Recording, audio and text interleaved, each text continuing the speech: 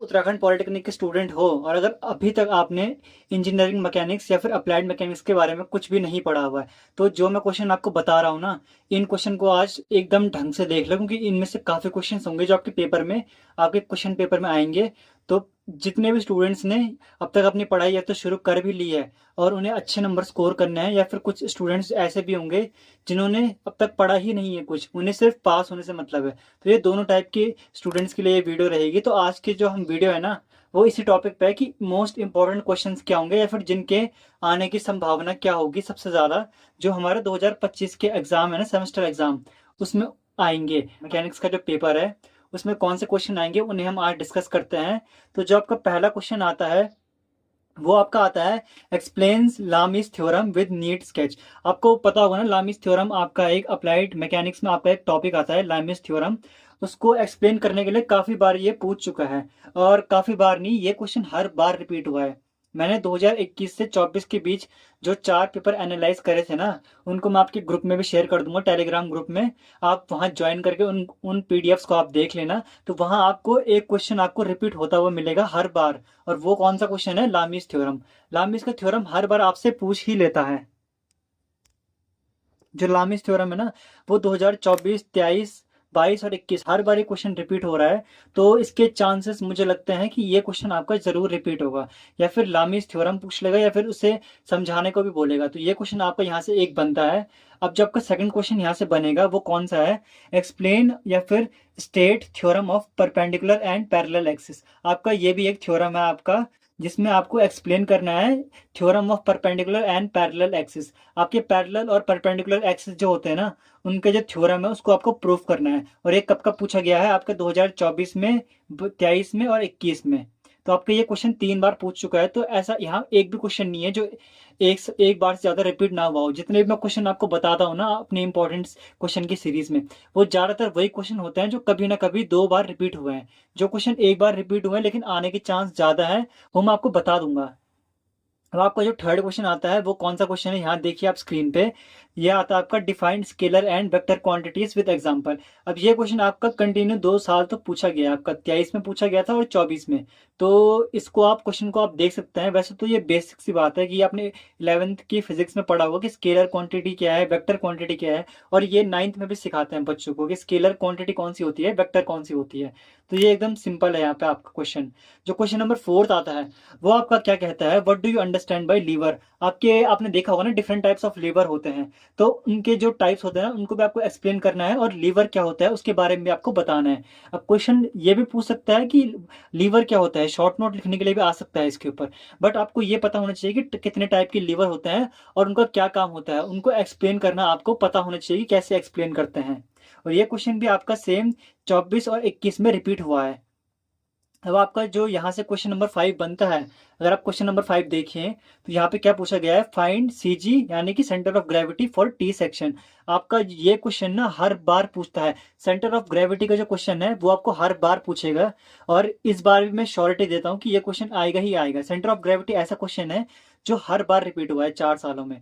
लेकिन 4 सालों में क्या है, 2024, 23 और 22 में तो टी सेक्शन के लिए पूछा गया था। जो आपका सेक्शन होता है ना, 2 टाइप के सेक्शन होते हैं, एक टी सेक्शन होता है, एक आई सेक्शन। कभी कभी एल सेक्शन भी आता है आपके पास, लेकिन ज्यादातर आपका टी सेक्शन आया है 3 बार। और 2021 के पेपर में आपका आई सेक्शन पूछा गया था, और वहां पे आपको सेंट्रोइड निकालना था। अब सेंटर ऑफ ग्रेविटी और सेंट्रोइड दोनों अलग होते हैं, मैंने इसी क्वेश्चन में इसको कंबाइन किया हुआ है कि वहां पे आपको सेंट्रोइड निकालना था, और वो भी किसके लिए, आई सेक्शन के लिए। तो आप ये क्वेश्चन यहाँ पे समझ गए होंगे। जब का क्वेश्चन नंबर 6 आता है, find the support reaction for the given beam. अब आपके डिफरेंट टाइप के सपोर्ट होते हैं और डिफरेंट टाइप के बीम्स होते हैं ना, वो आपको पता होनी चाहिए कि कौन कौन से बीम होती है। कैंटिलीवर बीम हो गई, आपकी ओवर हैंगिंग बीम हो गई, और भी बहुत टाइप की बीम होती है। और आपके सपोर्ट कौन से सपोर्ट होते हैं, आपके hinge support, roller support, fix support, और भी 2 टाइप के होते हैं। तो उन सबके बारे में आपको पता होना ही चाहिए, ये शॉर्ट नोट में आ सकता है आपका। लेकिन रिएक्शन फाइंड करने के लिए पूछता है किसी बीम पे, तो यहाँ से जो न्यूमेरिकल बनता है वो 4 साल तो कंटिन्यू पूछा गया है। अगर आप स्क्रीन पे देखें तो यहाँ से न्यूमेरिकल 4 साल कंटिन्यू पूछा गया है। तो इसके भी आने के चांसेस है, न्यूमेरिकल जहाँ से आने की चांसेस बहुत ज़्यादा है वो मैं आपको बता रहा हूँ।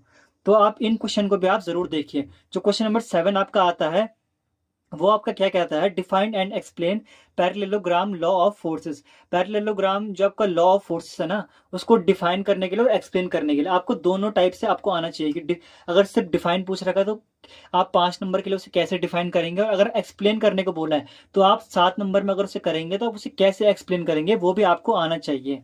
तो जो क्वेश्चन नंबर 8 आता है ये आपका 2 बार रिपीट हुआ है। क्वेश्चन नंबर 7 में आपका 24 और 22 में रिपीट हुआ है, और क्वेश्चन नंबर 8 जो है आपका वो आपका कब रिपीट हुआ है, 2024 और 21। क्वेश्चन नंबर 8 को हम देखें, define velocity ratio mechanical advantage and efficiency of a machine.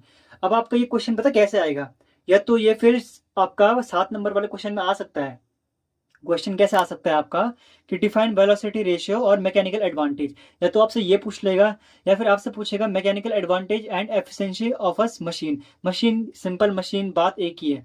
तो आपसे मल्टीपल तरीके से आपसे क्वेश्चन पूछ सकता है। ऐसा नहीं कि डिट्टो यही क्वेश्चन आपका पेपर में आएगा, ऐसा कभी नहीं होता कि डिट्टो क्वेश्चन आपका पेपर में आ जाए। आता है, ऐसी बात नहीं कि क्वेश्चन नहीं आते डिट्टो, लेकिन चांसेस बहुत कम होता है कि डिट्टो क्वेश्चन आए। क्वेश्चन घुमा के ज्यादा आता है, तो आपको इन क्वेश्चन को भी आपको देखना है। आप जब आपका क्वेश्चन नंबर 9 है, आपका ये क्वेश्चन नंबर 9 आपको अगर दिखाऊं तो यहाँ पे क्या है, सिंपल सा डिफाइंड या फिर एक्सप्लेन प्रिंसिपल ऑफ मूवमेंट। आपका जो मूवमेंट होता है उसका जो प्रिंसिपल होता है उसको आपको या तो एक्सप्लेन करने के लिए बोलेगा या तो डिफाइन करने के लिए।